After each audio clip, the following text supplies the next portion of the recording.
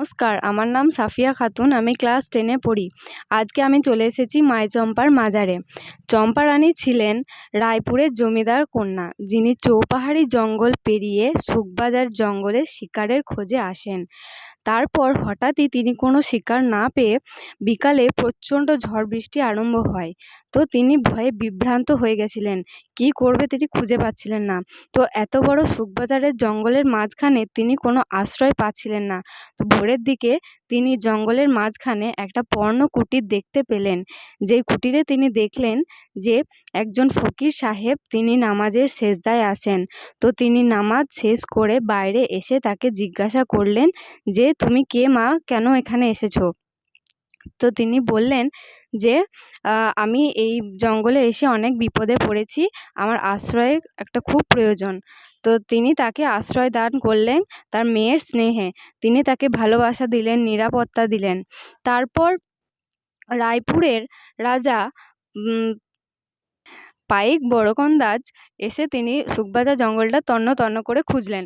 তো তিনি কোথাও না খুঁজে পেয়ে 2 দিন পরে তিনি এই পর্ণকুটির দেখতে পান। সেই কুটিরে আসেন তার মেয়েকে নিতে। কিন্তু ফকির বাবার অলৌকিক কার্যকলাপ তাকে অভিভূত করেছিল, যার কারণে তিনি আর এখানটায় ছেড়ে যেতে চাননি। তো তারপরে হঠাৎই তার পেটে 2 নবজাতকের জন্ম হয়। তার মা-বাবা ভেবেছিলেন যে তিনি হয়তো অসতী কন্যা, কিন্তু তিনি সতী কন্যা ছিলেন, যার কারণে তাকে পুড়িয়ে মারা হয় এবং তিনিও মারা যান আর তার 2 নবজাতকও মারা যায়।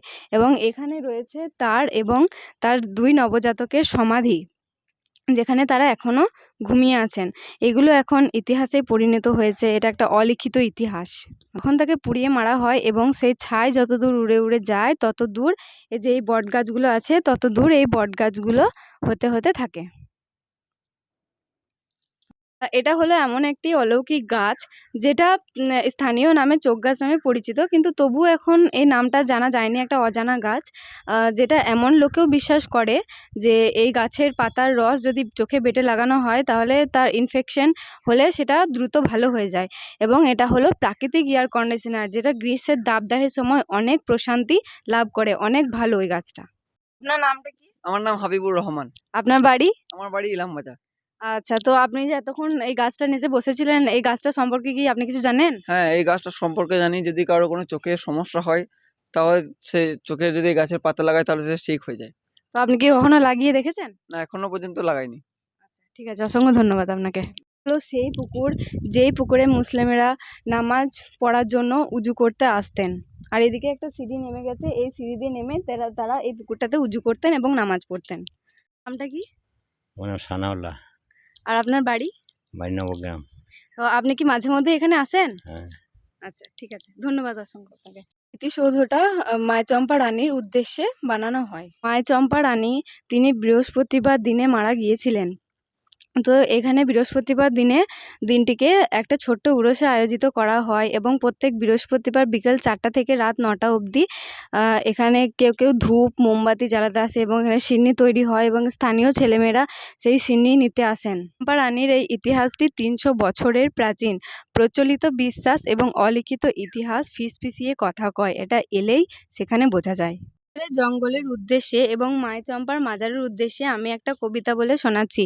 সকাল থেকে বসে বসে কেটে গেল বেলা, তা সুখবাজারের হাটে রে ভাই গরু ছাগলের মেলা। দূর দূরান্ত থেকে আসছে কত মহিষ আর গরু, তাহার মাঝে আছে রে ভাই মাইচম্পার মরু। সুখবাজারে হাটে আছে রে ভাই বটগাছেরই ছায়া, তাও তো কেউ ছাড়তে পারে না এই হাটেরই মায়া। এই হাটেরই বেশিরভাগ মাল যায় বাংলাদেশ। আর এখানে আমার কবিতাটি করিলাম শেষ।